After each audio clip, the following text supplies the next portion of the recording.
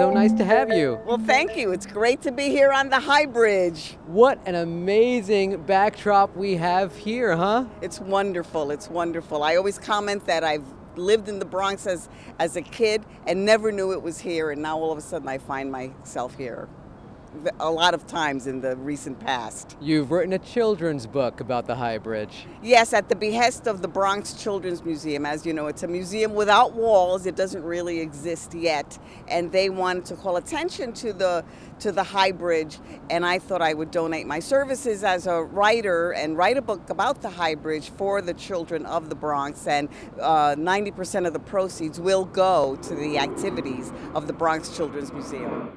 What message do you hope to get out there to kids about the Highbridge? Well, first of all, I want them to know that this historical piece of architecture exists in their neighborhood, thereby giving them ownership. And once they have ownership about their neighborhood, they will care about their environment more and care about themselves more. And of course, I want to draw attention to all of the wonderful work that the Bronx Children's Museum is doing in the Bronx by bringing the information about the Highbridge to the children who live here. What do you think this says about the Bronx today, the fact that this bridge is now reopened after more than 40 years? Well, I have to think that that means that there's a reawakening of the Bronx, that people will visit the Bronx, that people will find the wonderful things that are in the Bronx that we have forgotten. Now, you grew up in the Bronx. Where in the Bronx exactly did you grow up? I grew up around Crotona Park on 3rd Avenue, then on Southern Boulevard, and then as my parents clawed themselves out of the inner city, we lived around Throgs Neck Avenue. But I remember having access to Crotona Pool, and that being a big thing, that you could, for a quarter, I mean, that's how what a long time ago it was, you could spend the day at the pool. And now children from the Bronx can cross over and enjoy the pool right on the other side. And that gives people accessibility. Besides the pool, what was your Bronx like, the Bronx that you remember? What do you remember most about your childhood? I remember that everybody in the neighborhood knew each other, and everybody cared about each other, and if any adult saw you doing something wrong, they felt it was their responsibility to correct you, and they would. So it was a very insulated environment, but it was a friendly and loving one.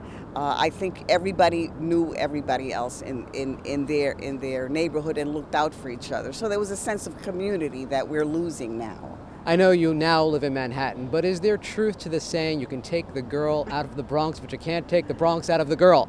I think that's absolutely true, because why else would I find myself at my age back in the Bronx more times than I ever would have imagined. Just want to mention this about when I grew up in the Bronx, there was a 3rd Avenue L was up, and you could get on the L and you could be in Manhattan in like half an hour. So there was places to go, you could travel the city.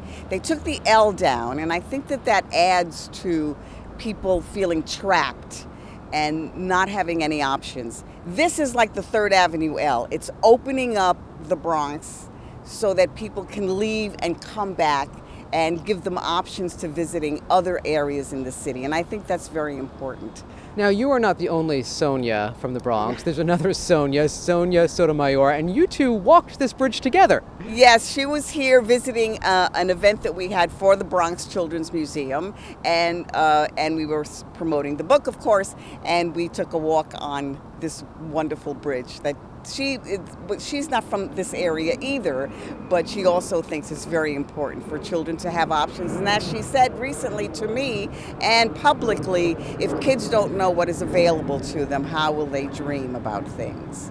You have a memoir coming out about your upbringing in the Bronx, right? Yes, thank you for mentioning it. It's called Becoming Maria.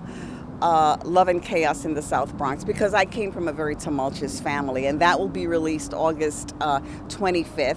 And it is all of my little memories, good and bad, about growing up in the Bronx. And I also have a Christmas picture book, Miracle on 133rd Street, that will be published in September. That's a Simon and Schuster book. And it's interesting to me that all my stories take place in the Bronx.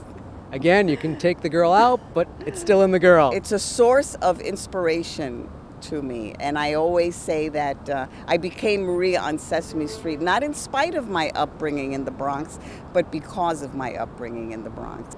You stepped away from your role as Maria on Sesame Street. What's life like after Sesame Street? Sounds like it's pretty busy. I think it's busier than when I was on Sesame Street.